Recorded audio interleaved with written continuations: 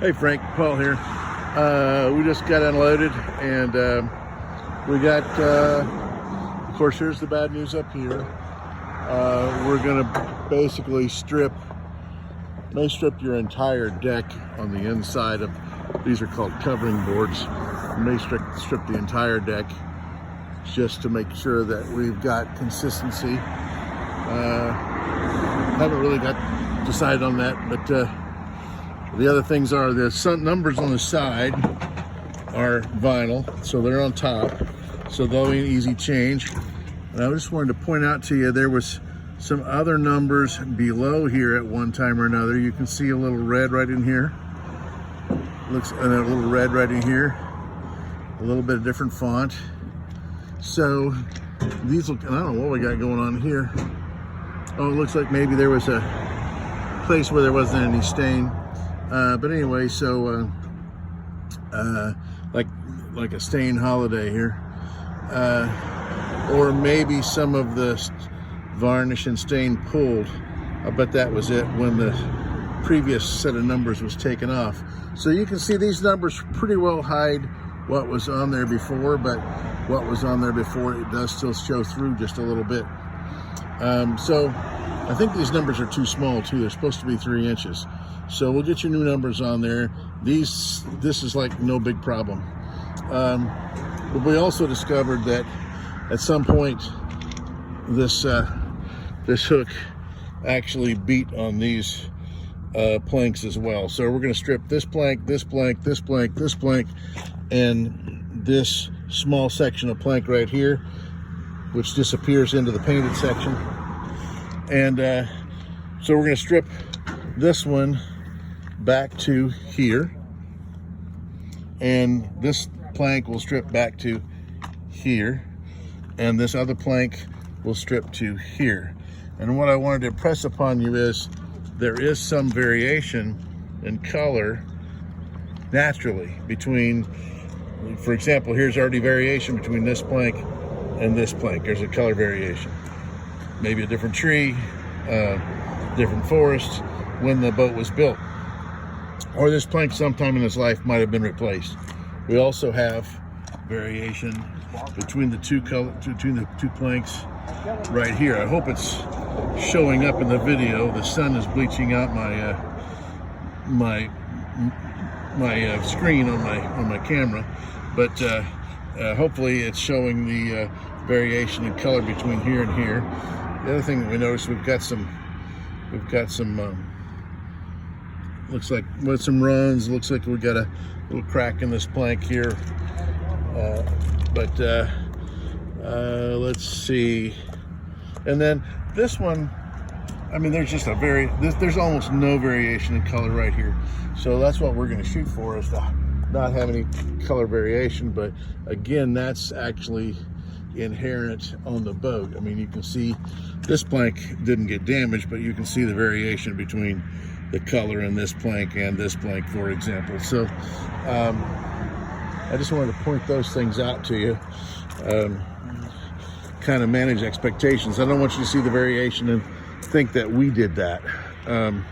We're going to try to eliminate variation as much as possible. Okay, so we're back here. This one was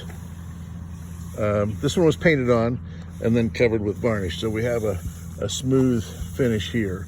So now we'll start sanding. We'll try to sand this out without having to strip the entire back. And then of course, when we put our additional coats of varnish on here, then this thing will really look sexy, because we're gonna build the varnish out deeper. So now, if this is right on the wood, then we'll end up what we call burning through. We'll end up sanding off color in these other areas, and that will be a problem. And if we do that, then we're going to be into a strip and refinish up the back.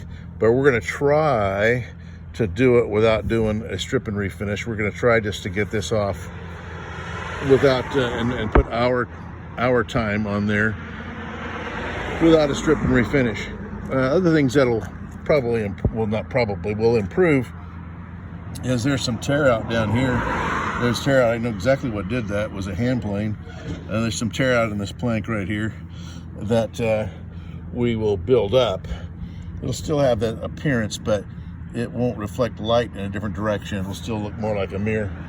I believe this boat has been polished. I mean, we were talking about maintenance coats and polish coats. And I believe it's been polished.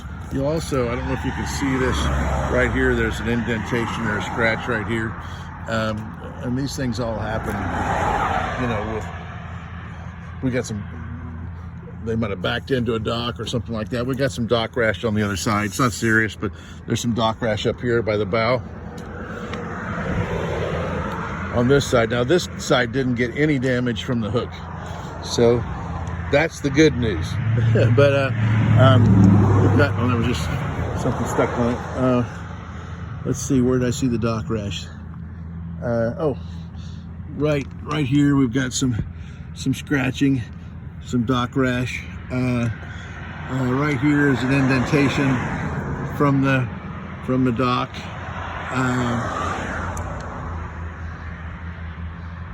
Oh yeah, here we've got some runs, and appears to be, I'm not sure what we got there, but you'll also notice that it alternates from really shiny to kind of foggy right here in this area. So I would suggest, you know, maintenance coats anyway. But again, this side, let's see the numbers on this side. Yeah, you can still see some red outlines. Let me get the light just right for you. But you can see where there have been some other numbers back there. And that's of course what we're concerned about on the back, on the very back, is that there would be some bleaching that occurred from the sun, that once we sand through this name, that perhaps the bleaching, you know, we're still going to see the name once we get this sanded off. Just depends on how much sun this transom's had over the years. So those are the concerns, and how we're going to go about fixing the damage. I might also add that our driver had a strap out, and he was intended to put a strap here on this eye, and the other boys talked him out of it. And here's the strap. We carry three of these with us. These are the straps that we would use to have pulled the boat off had we been successful in the transport. So the lesson for our driver is, okay, if you don't want to argue with them on the spot, drive 2 miles, do it the way it needs to be done. Or do it the way you know it needs to be done, and so that we don't have these problems in the future. So unfortunately, we thought we were on the flat part of the learning curve, and apparently there was a little bump in the learning curve. All right, thank you, sir.